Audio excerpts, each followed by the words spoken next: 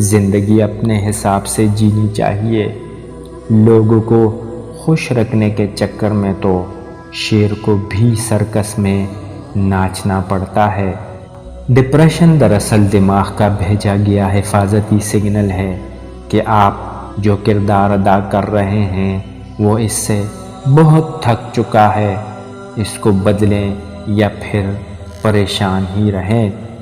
اس سے زیادہ تکلیف دہ کیا ہو سکتا ہے کہ آپ کی عمر آپ کی آنکھوں کے سامنے گزرتی جائے اور آپ اپنی مرضی سے نہ جی سکیں۔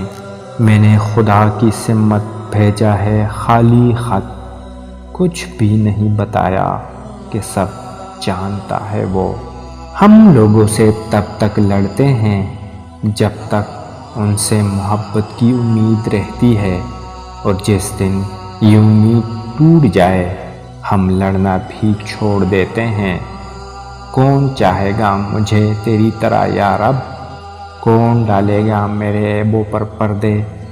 بار بار دن گزر جائیں گے اور تم ان چیزوں کو ترک کر دو گے جن کی تمہیں عادت ہے، پسندیدہ انسان کو چھوڑ دو گے، اپنے خوابوں سے دستبردار ہو جاؤ گے، اور بالآخر یہ تمہارا حقیقت قبول کرنے کی طرف پہلا سفر ہوگا۔